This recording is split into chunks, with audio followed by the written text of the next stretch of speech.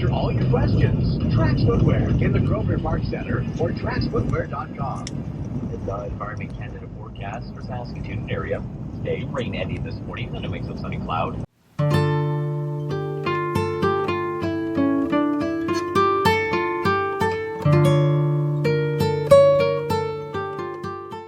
Hey, good morning, everyone. I'm just gonna see if there's a beaver at the pond here. I'm gonna sneak up. I'm gonna go walk up here, go up to the pond and see if the beavers are there.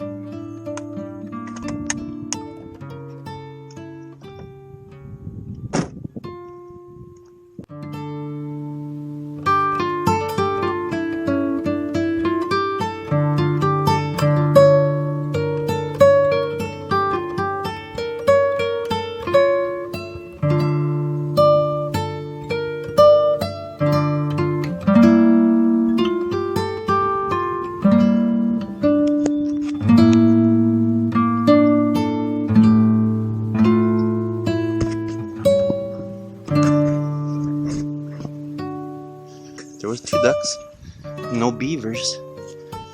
You know, I think that most people, everyone wants to be successful in some way or another. Whether as musicians, you know, they want to be the best and well-known musician, or the best writer of books and poems, or the best singer, or someone wants to be really strong and wants to be well known for being their strength.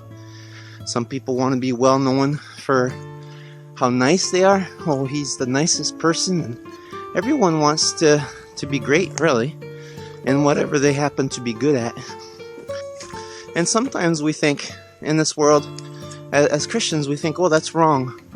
It's wrong to want to be successful.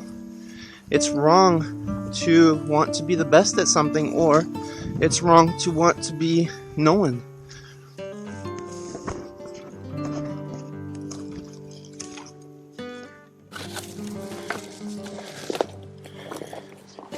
Quite a few years ago, I was reading the story of Abraham, and I was really surprised with the following verses. Genesis 12:2. I will make you into a great nation, and I will bless you. I will make your name great, and you will be blessed. It surprised me that God wanted to make Abraham's name great. He wanted to bless him and make him into a great nation. We're supposed to make God's name great. We're supposed to exalt his name, praise his name. And he is great ultimately. But did you know that God wanted you to be great? He wanted your name to be great. Now, you know, when the disciples were arguing about who was the best, you could just picture them walking on the road and saying, no, I'm his favorite, and I'm going to sit on his right hand when he becomes king. And when Jesus found out that they were fighting about who was the best, Jesus did not say, don't try to be the best, or don't try to be honored, or don't try to be great. He actually explained to them how to be great.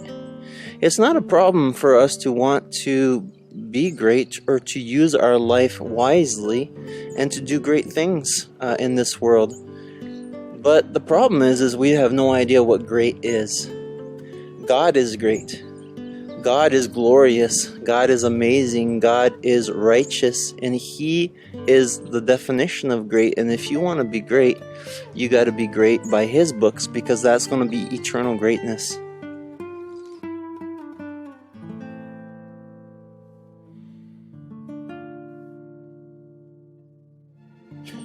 Listen to what Jesus said to the disciples when they were arguing about who was the greatest. Luke 22:24-30. A dispute also arose among them as to which of them was considered to be the greatest. Jesus said to them, the kings of the Gentiles lord it over them, and those who exercise authority over them, they call them benefactors. But you are not to be like that. Instead, the greatest among you should be like the youngest, and the one who rules like the one who serves. For who is greater, the one who is at the table or the one who serves? It is not the one who is at the table, but I am among you as one who serves.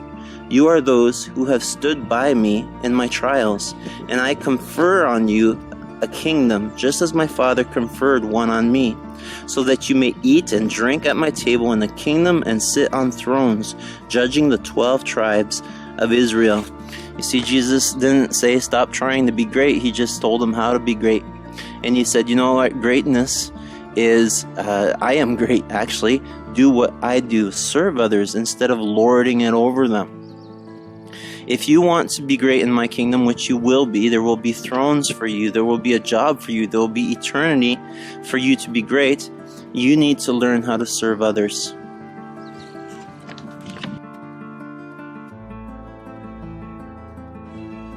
So I've said this before, of course, but it's something we all need to hear again. Don't look for greatness on your own. Don't look for greatness in the world. Don't try to be the strongest and the best and the smartest and all that and try to accomplish much for yourself. Whatever you do, do for the glory of God. Do to serve others and focus on your character. And then whatever you happen to be good at will be the best in God's eyes.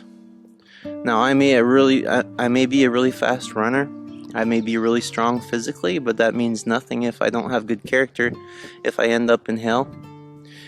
But if I have the same strength and I use it for the good, I use it for helping others and to bring glory to God, then my name will be great in heaven. God will remember me and have a place for me in heaven. And that's what I want for every one of you. So be careful of the way you want to be great. It's okay to want to do great things, but do them for the Lord. Don't do it for this world because you'll lose everything. There used to be a movie called Chariots of Fire where this Christian man was extremely fast. And because they were having the Olympics on the Sabbath, he decided not to run. But he was using his fastness, his speed, to glorify God, and that was what was important for him. And that is greatness in God's eyes. I just want to end with this one verse, Matthew 10:32. Jesus says, "Whoever acknowledges me before others, I will also acknowledge before my Father in heaven." If you use whatever gift you have for the glory of God and you acknowledge, you tell people, I am a Christian and I'm living for Christ, whatever I do is for Him, then God will not be ashamed of you. And when we stand in front of Him with the whole world at that point, everyone who's lived in history will be there. Jesus will acknowledge you by name. He will make your name great in front of everyone. Just think about it. If the Prime Minister of Canada or some king or some famous actor that everybody loves saw you in a crowd and said, "Hey Steve, hey George, hey Bob, you're my friend, hey come here, how are you doing?" Doesn't that honor you in front of the whole crowd because he knew you and picked you out of the crowd? That is what is going to happen in heaven if you live your life right. And God really wants your name to be great, and you need to trust that, and you need to learn from the Bible and from Him what greatness really is.